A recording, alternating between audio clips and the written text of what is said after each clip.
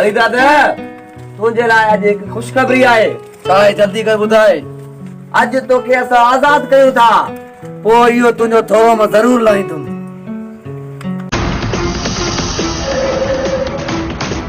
भला रे धीरे से हथियार तमा करे पे हथन जो खारिश ला सब यार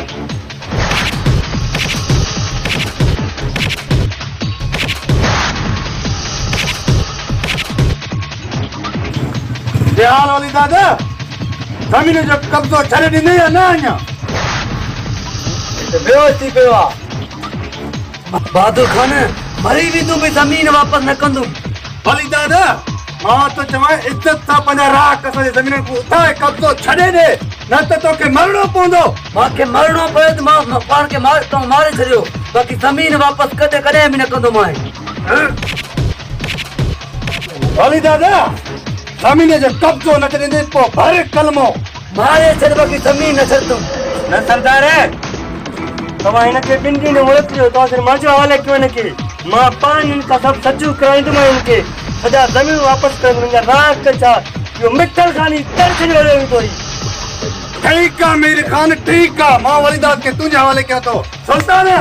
जी सरदार ये हाथ खोल। ठीक है।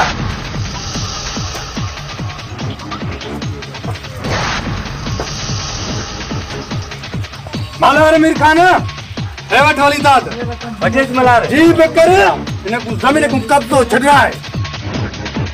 सरदार साईं मां तो के सिर बिंदी ने मोहलत तोड़ को आए बिंदियन में यो ता की जमीन खाली मिल जाए इंशाल्लाह। ठीक है मीर खान वाली दाद के एडो आजाब दे जेको पांच बहुत जो।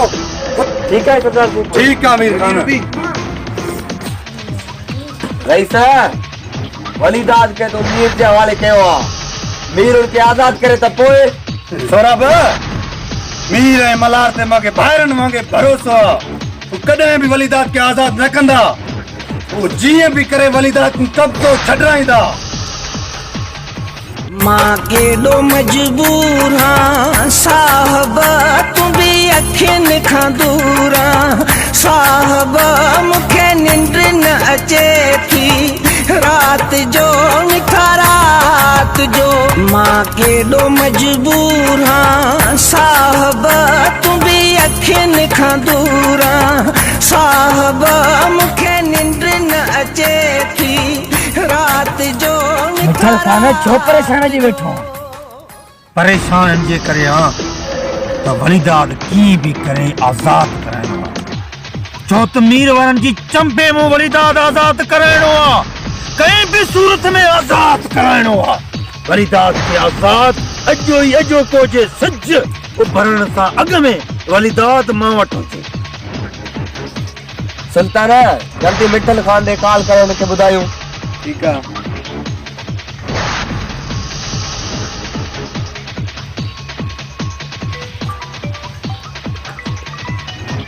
सुल्तान खान जो नंबर अची वियो।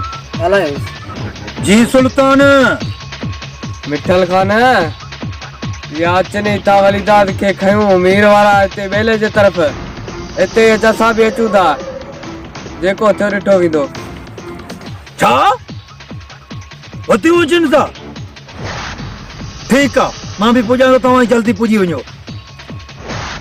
खैर ताए सरदार खैर आ अज अचे तो वलीदाद के खयूं अचन था मीर वारा कच्चे जी तरफ रवाना थिया आहिनि इन्हनि जो अॻु वठी करे जी चंबे मुंहुं कढणो ई कढणो आ।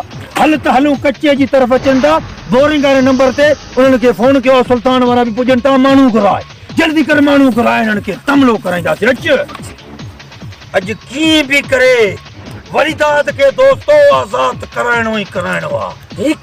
ठीक है सरदार तव्हांजी अंदर जो बाहि तॾहिं थधो थींदो त वलीदाद ईंदो। हलो मिट्टल खान हलो हलो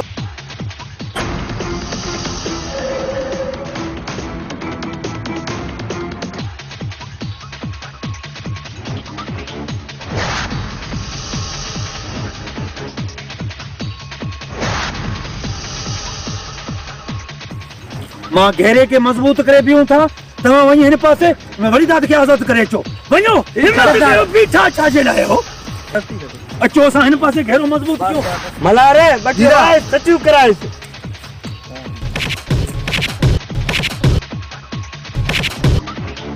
ॿिया वली सची करे तो न तो करे मरे भी तुम भी सच्ची कौन कंदो वली दादा तो का तमा सब सच्चू कराई तो मैं जमीन में तू खाली कराई दूं मरी भी तुम भी जमीन न दी तुम बस कहिड़े हिते मोहब्बत जो मारल मनड़ो पिरिय पसण ले मरियो थो वञे हिते खौफ में खून ॾिसी माण्हू थी दर्दन में उचरियो थो वञे हल दिल जे चवण ते लॾे था हलूं दर्दन जो देस छॾे था हलूं